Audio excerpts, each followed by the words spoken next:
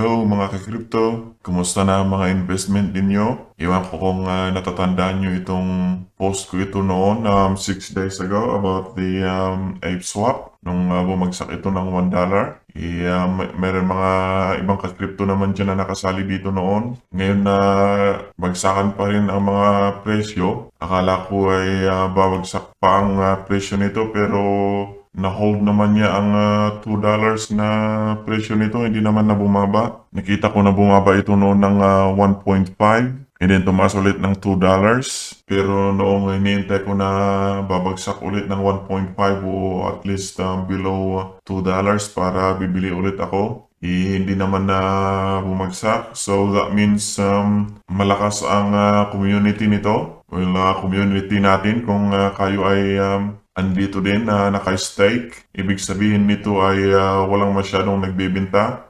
They are just farming. Naka-stake lahat yung mga karamihan ng pera nila. Magandang project kung ganito. Kung ang mga community ay nag-i-stick sila. Hindi sila umaalis. Hopefully ang Ape Swap na ito ay parang magiging pancake swap. Kung ang community nito ay hindi alis, the total value locked is already on 29 million. So, it's growing. Mas maganda pa kung ito ay mailista sa CoinGecko at saka sa CoinMarketCap para mas marami pang exposure. At saka sana naman ay ma-audit na ito, preferably by Certec or Hacken. May nakausap ako sa Telegram group ng Ape Swap. Tinanong ko if there's a talk about listing in CoinMarketCap, CoinGecko, or DeFi Station. At ang sagot niya is already listed in CoinMarketCap. At sabi nga niya nakalist na dito sa CoinMarketCap pero hindi pa nila matrack yung data kasi they own their own exchange. Unlike other platform na naka-route ang mga exchange nila doon sa PancakeSwap. Pero dito sa CoinMarketCap, nakalista naman na ang ApeSwap Finance. Pero hindi pa natin matrack yung price actions. At sabi ng Ape Volunteer doon sa Ape Telegram na DeFi Station will be listing Ape Swap as well sa susunod na batch nila. Tinanong ko din kung meron bang pinag-uusapan na ma-audit ito sa mga auditors.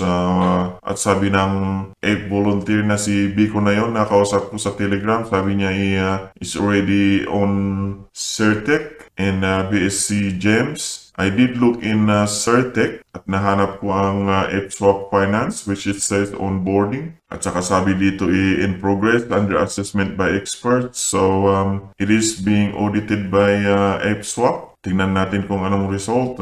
Hopefully it's all good. At syempre kung hindi maganda, they can suggest any solution para ma-rectify ng ApeSwap team. So maganda ang future ng ApeSwap na ito. At least it is progressing. Malakas na nga ang community nila kasi hindi maibaba yung presyo. Kahit na mga iba inagsibagsakan ni ito na-hold niya ang $2 and above. At saka marami naman silang on process na development gaya ng mga listings. Especially the audit, which is very important, and hopefully it will come out soon. So kung andito kayo sa ApeSwap Finance, I guess maganda ang future natin. Hanggang dito na lang muna. Ako po si Pinoy Crypto. Until next time.